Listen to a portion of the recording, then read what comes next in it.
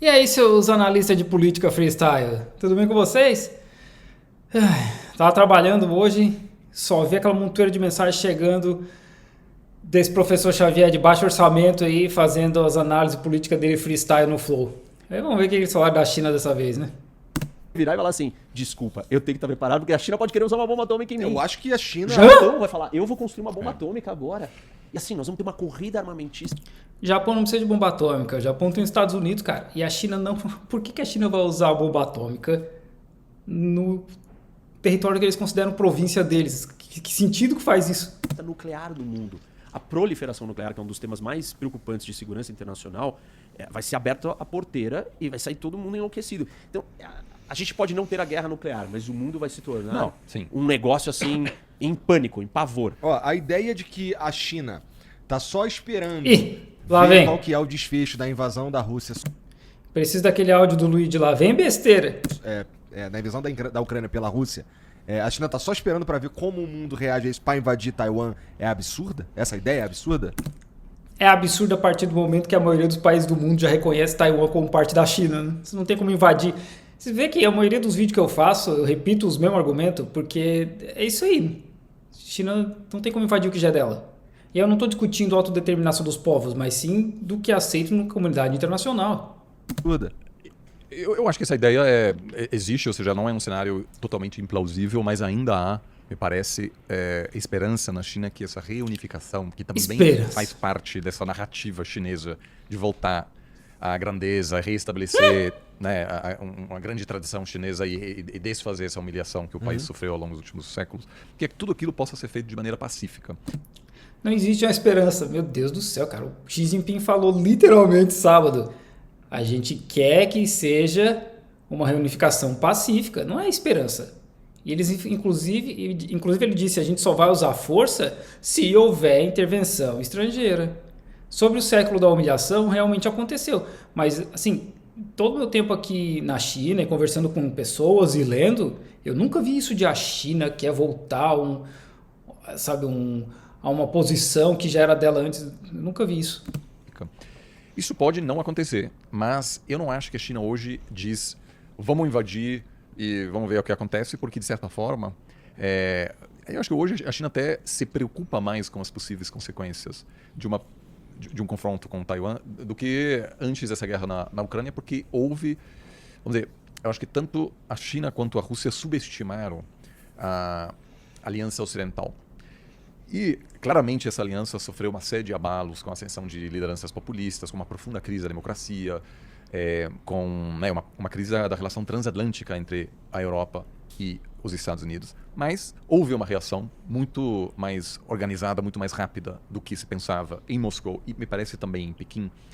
Então, hoje, acho que um consenso político em Pequim é que, se houver uma invasão, aquilo teria consequências econômicas vastas que vão muito além da China e de Taiwan, porque haveria uma resposta econômica. Talvez não uma sanção completa contra a China, mas claramente uma instabilidade política e econômica global que a China não quer nesse momento, que a China está passando agora pelo momento mais difícil desde os anos 70, desde os anos 80.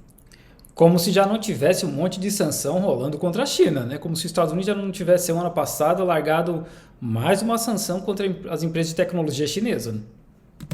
Porque desde aquela época a China cresce a quase 10%. Então o Partido Comunista fez um grande acordo dizendo a gente entrega direitos econômicos, a gente garante o crescimento permanente e em troca vocês não vão ter direitos políticos. Né? Que o partido controla toda a situação, não há espaço para uma oposição. Você está falando a relação com a população. E com a população. Agora... Meu Deus do céu, cara. Pior que esses caras ganham dinheiro para falar essas coisas, eu não ganho. O partido vai ter que renegociar essa relação porque a China vai passar por um momento de crescimento mais baixo. E se eles precisam fazer essa renegociação? Não precisam. População? Com a população? Eu acho que, sem dúvida, o modelo chinês que foi adotado do começo não funciona mais. Nós temos que entender... O professor Xavier de baixo orçamento, o modelo chinês que foi adotado nos anos 40, já não é o mesmo faz muito tempo, cara. Inclusive, o Xi Jinping está começando, não começando, mas vem voltando, né, ao que era há muitos anos atrás, porque o Deng Xiaoping mudou muita coisa. Meu Deus, os cara fala como se o comunismo chinês, o socialismo, né, chinês fosse o mesmo desde 1949. Temos que entender uma coisa. Quando você fala de modelo econômico, você, sei lá, uma economia, ela pode ser sustentada por exportações, por exemplo, que foi o início do modelo chinês foi esse. A China vender para fora, que foi grande parte da força alemã, é isso. Um modelo econômico de exportação. Fabrica um monte de coisa e vende para o mundo. A China Isso é interessante virou a fábrica porque do mundo. Eu vi um tweet teu mostrando que a relação comercial do Brasil ela é dominada pelo tanto exportação quanto importação pela China, né? Isso, Cada vez mais importante. E essa é um modelo econômico. A China, ela começou com esse modelo econômico porque ela tinha uma vantagem competitiva, que era mão de obra barata. Então ela tinha como produzir. Tinha. Hoje a mão de obra não é mais tão barata. É. E essa é parte do problema econômico que a China tem. Entendi. Porque, assim, quando você começa com um modelo econômico, você fica preso a ele. Porque ele dá certo. E você não vai se adaptando, só que as situações vão mudando, você precisa mudar o seu modelo econômico. E Aí tu vai ver a China nos últimos 2, 3 anos é o país que mais cria novas patentes, é um dos países mais cria artigos científicos. Várias das, sei lá, 7 ou 8 top universidades do mundo, top 100 universidades do mundo estão na China. A China não se reinventa, né? A China só copia coisa. Cara, Huawei, Xiaomi, Lenovo, só empresa de tecnologia. Daí a China em 93 não tinha uma estação espacial, não tinha agência espacial, hoje em dia tem estação espacial. Tipo, como se a China não estivesse criando nada. Né? E é muito difícil para um país fazer isso sem grandes choques, sem grandes crises econômicas. A história do Brasil, nos anos 80, uma das nossas crises, anos 60, tipo, e vários E a ditadura não tinha nada a ver com isso, né? Nossa senhora. outros países do mundo tiveram essas grandes crises que são choques de mudança do seu modelo econômico. E o que acontece? A China, quando ela perdeu parte da exportação, isso vem com a crise de 2008, ela começa a ser uma economia que vai crescer na base do investimento. Mais do que exportação até. Mas desde o começo a China investiu Um muito. investimento de quem? Do governo. Tá. Ou até da iniciativa privada. Mas isso funciona da seguinte forma, porque a economia pode crescer por consumo ou por investimento. Sim. O que o governo gastando por investimento? Vou construir um monte de estrada, um monte de porto, um monte de ferrovia, um monte de coisas que nem louco. E aí você vai contratar um monte de construtora, vai ter um monte de gente que vai trabalhar naquela obra, vai ter que pintar, vai ter que comprar asfalto. E Então, parece que a gente tá prosperando pra caralho. isso, porque é muito crescimento. Pra vocês terem uma ideia, Parece. o Banco Mundial fala que o crescimento econômico da economia global, a porcentagem do crescimento da economia global que vem de investimento é 25%. Economias maduras é de 17% a 25%. Economias emergentes de uns 28% a 32%. A China é 50%. Nenhum país na história teve esse tamanho de porcentagem do PIB em uma economia de investimento. Vocês conseguem prever qual é o efeito disso? O efeito é o seguinte, só completar o raciocínio. Eu fico imaginando o professor Elias Jabbour assistindo isso e dando 57 mortal para trás. Assim. Tá. O que acontece? Você começa a direcionar dinheiro para coisas que são investimentos não produtivos. Então, por exemplo, os governos locais das províncias chinesas, eles não têm receita muito boa de cobrar impostos. Aí o que ele faz? Ele começa a construir estradas que não servem para nada, que vão a lugar algum, grandes trens de alta velocidade que não conectam nada com nada. Então,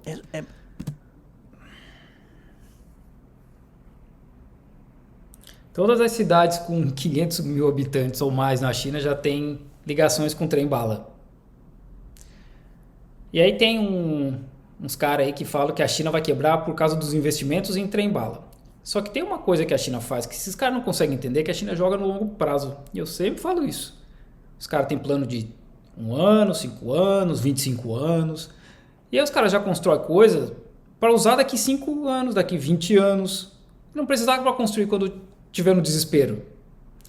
E a gente vê isso acontecer também em Hong Kong. Tem estação de metrô em Hong Kong hoje que é quase deserta porque não tem ninguém lá ainda. Mas vai ter daqui a pouco. Então já constrói um negócio que é para ter estrutura para todo mundo. Né? Infraestrutura sobrando. E esse dinheiro é mal investido. E aí, como esse excesso, para você conseguir investir tanto, você precisa ter poupança. E a China é o país que tinha a maior poupança da história do mundo. 50% do PIB era dinheiro de poupança, guardado. E quem que guarda esse dinheiro? A economia tem que estar concentrada na mão de empresas e do governo. E não das pessoas. As pessoas não guardam tanto dinheiro, porque elas gastam. Então você tirou o poder da população para dar o poder para esse modelo econômico. E aí o que aconteceu? Você começou a se endividar Muito. Porque esse investimento, essas infraestruturas que não servem para nada, só começaram a gerar dívida. Porque você começou a dar dinheiro para um monte de gente, construir mais estrada Não serve e mais pra nada. apartamento. Então tem dois setores da economia chinesa que movimentaram a economia durante todo esse tempo, que são o setor imobiliário e o setor de infraestrutura. Investimentos não produtivos. E isso aconteceu uns 15 anos atrás. Ou seja, 15 anos atrás.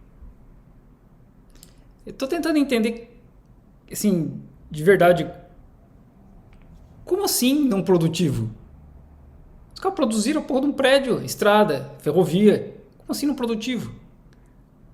Que na cabeça, acho que na cabeça desses caras tudo tem que dar lucro, né? Inclusive as linhas de trem, ou sei lá, rodovia, não sei, é difícil. 15 anos atrás, o modelo econômico tinha que sair do investimento e entrar no consumo. Para fazer isso, o que você precisa virar e fazer? Você precisa ter um acordo com a população diferente. Onde é o seguinte, eu vou começar a distribuir mais riqueza para a população. Só que isso vai contra o modelo político chinês, onde a concentração... É literalmente o que os caras vêm fazendo. Vocês acham que eles tiraram 800 milhões de pessoas da pobreza como? da riqueza está na mão do Estado. O Estado detém as empresas, que são a maioria delas estatais, e o governo. Então, a população não recebe o dinheiro. Não tem salários melhores, não tem aposentadoria, não tem... Meu Deus do céu, cara. Não tem salários melhores. Meu Deus do céu. Pelo amor de Deus. Eu conversei com um brasileiro que tem uma empresa aqui, e o cara me falou que quando ele veio pra cá, uns 10 anos atrás, ele pagava uma mixaria por operador de torno. 2 mil, 3 mil. E hoje ele falou que ele não acha por menos de 12 mil RMB. Vai fazer a conta aí no Google para ver quanto que dá 12 mil RMB em reais. Às vezes ver quanto que ganha um operador de torno bom na China. Operador de fábrica, assim, o menor salário que eu já vi até hoje é 4.000, 4.500 reais RMB sem contrato. Assim, por debaixo dos panos. Um iPhone custa 8. O aluguel de onde eu morava custava 2 mil por mês. Eu morava num apartamento gigante, tem aluguel de 800 e o cara ganha 4 mil. Isso que ele está falando é um absurdo sem tamanho, dizer que os salários não evoluem, que a aposentadoria... Não, meu Deus do céu, mano. E eles ganham dinheiro para falar essas coisas. Não tem previdências, não tem benefícios sociais melhores. Não tem previdência, não tem... Eu pago previdência e eu pago benefício social, cara. E eu não sou chinês. Nossa, mano. Para fazer essa transição, para você virar uma economia de consumo, você precisa distribuir o dinheiro e entregar o dinheiro para as pessoas. E a China não está preparada para fazer isso, porque isso é uma transição política. Mano, é difícil, cara, é difícil. É difícil porque justamente esses caras ganham dinheiro para falar esse tipo de coisa. A China não está distribuindo dinheiro, não. Tá na mão de quem? Do Xi Jinping? E se ela não fizer isso, a economia chinesa vai continuar se endividando a uma velocidade muito maior do que o seu PIB cresce. De 2008 para cá, a porcentagem da dívida do PIB chinês pulou de 150% para 280% hoje. Esse é o maior crescimento da história de nenhuma nação nesse período de tempo. Por que isso está acontecendo? Porque você está enfiando dinheiro em coisa que não serve para nada. O quê? Um monte de prédios, de apartamentos que não tem quem compre. Porque não tem dinheiro da população para comprar. Mas essas construções... Enquanto ele fala esse tipo de coisa, 90% dos milênios da China tem apartamento próprio. Casa própria. Mas a população não tem dinheiro para comprar apartamento. Todo mundo que trabalha comigo tem apartamento. Sim, o pessoal do meu time, né? Todo mundo tem casa própria. Eu sou o único que não tem, inclusive. E eles já perguntaram quando é que eu vou comprar um. Desses prédios vazios, dessas estradas que não chegam a lugar nenhum, elas entregam crescimento econômico. E aí hoje a China tem duas opções. Ou ela muda o modelo e entrega o dinheiro para a população, só que isso fere o modelo comunista de um partido único, centralizador, que vai ter que dividir poder. Se mais gente começa a ter dinheiro, mais gente começa a ter poder. Então... A China, sim, esse inclusive é um dos problemas do socialismo chinês, é um dos países que mais tem bilionário do mundo, cara. Como assim as pessoas não estão tendo dinheiro? Como assim que... O Jack Ma é do partido, cara. Acho que, se não me engano, o cara da Huawei é do partido. O que vocês estão falando? Não é possível, cara. Que tem que ser são tapados. Eu não sei quem que é pior, esse cara ou a mulher da Idade Média. Então Então, você é um grande empresário, milhões de grandes empresários ou milhões de pessoas com dinheiro, elas começam a ficar insatisfeitas. Falar, peraí, não quero que esse negócio seja mais desse jeito. E ou você faz isso, ou você desacelera a economia para baixar a dívida, o crescimento da dívida, porque você está investindo em coisas que não tem sentido. E aí Ele fica repetindo esse negócio de...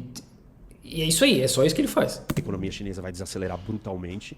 E isso vai afetar o que o Oliver colocou, que a legitimidade do Partido Comunista vem exatamente de você entregar crescimento econômico em peso substancial, e aí é um problema gigante, ou você muda o modelo. Só que muda o modelo, bate com a política. O que a China está fazendo? Nenhum nem outro. Ela não está desacelerando e ela não está mudando para o consumo. tá continuando Dobra a do mesmo aposta. Tipo, o que os governos locais estão desesperados? Vamos construir nova infraestrutura.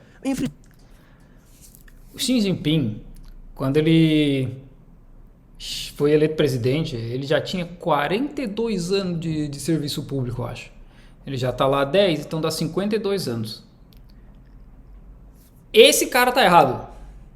Mas quem tá certo é o professor Xavier de baixo orçamento. Os caras que estudam política, socialismo, comunismo, desde a escola, estão errados. Os caras que tem que fazer uma prova absurda para entrar no Partido Comunista estão errados. Quem tá certo é esse cara. A infraestrutura do quê? Estrada de lugar nenhum para lugar nenhum. Mais prédio. Mano, Então, para tem de uma repetir bolha esse estúpido gigantesca argumento, nesses cara. dois setores, o de infraestrutura, o imobiliário é muito mais grave.